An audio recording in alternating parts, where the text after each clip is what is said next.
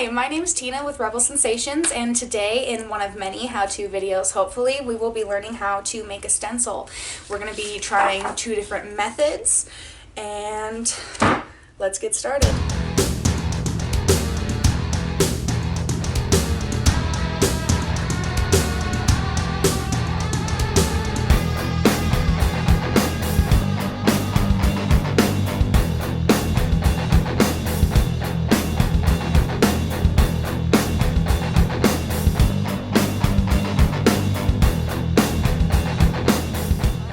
Put in that extra step and make your packaging really worth it for your customer. Make it a gift that they're going to open and get that little extra touch of effort that you put into that.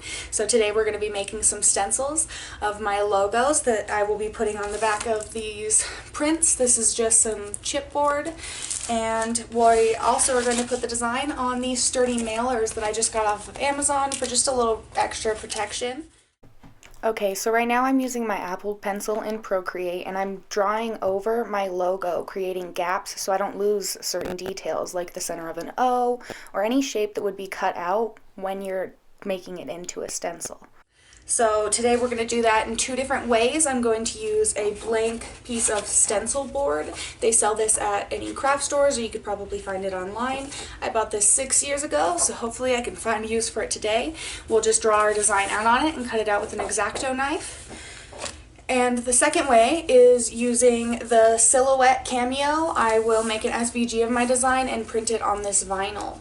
So this is just the cheapest old black vinyl that I could find online. So I've printed out the design that we were drawing in Procreate and washi taped it under my stencil board so that it was secure, and I'm just tracing over it with varying ink pens. I recommend using a brush pen if you have varying line weights and some details so that you don't have to trace both sides of that section. And after you've traced your entire design out, then you just have to trace it all over again with an X-Acto knife. While you're cutting out your design, be really careful not to go past the marks that you've set for yourself, because those gaps are the integrity of your entire stencil. I recommend using bigger ones if you're not going to lose too much detail in your stencil. Trace all of your lines as nicely as you can and make sure that you pop out all of your little details. You can even go back and fix some edges if you don't like them. And if you're as excited as I am, we can immediately jump into spray painting.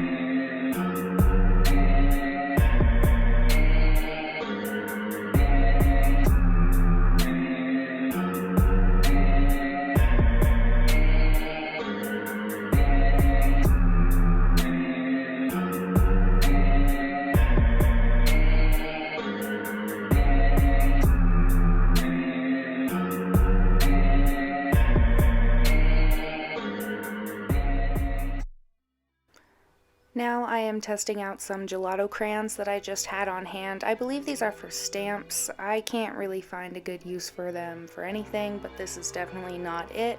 It does not work with the stick or with the applicator, but live and learn. Our third method to try will be stippling acrylic paint. This is always a really good option for stencils. It has less of a bleed effect than other things that you could be using. The key with this is really just less paint, more patience.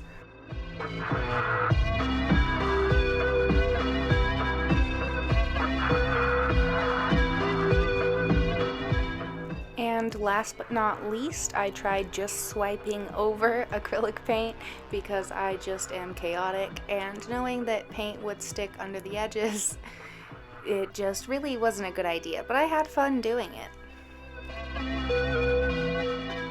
Now moving on to our second method of stencil, I took that exact same Procreate drawing that we had made and put it into the Silhouette Studio, which automatically turned it into an SVG that I could send to the cutting machine. So I sent it, and then just like all of the parts that you would be cutting out on the other stencil, we are weeding out all of those pieces of vinyl so that we can get the exact same effect. And then I'm just using washi tape because I don't have any transfer tape, and I'm using that to transfer my design onto a silk screen that I have for screen printing. And don't worry about mirroring your design like you would with screen printing, because we are just putting this on our board as is. So now we're going to take some washi tape and we are going to tape off all of the excess spots that you can see the screen in, because you don't want your ink going through there. You just want your ink going through the design. Now I am using screen printing ink on the cardboard because I don't want to use any paint that could ruin my screen like acrylic.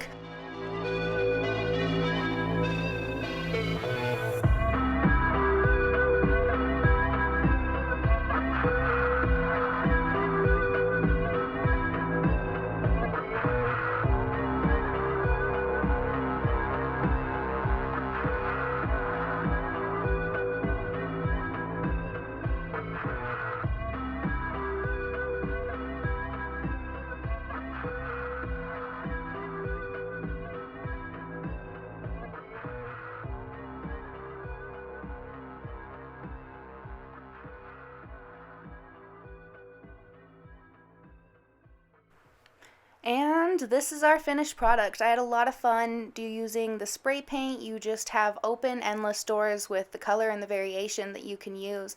But with that vinyl sticker, you could put it on anything just for a one-time use and use any media that you have on hand. But either way, please feel free to share your designs with me, and don't forget to like and subscribe. Thank you so much for watching, and have a great day.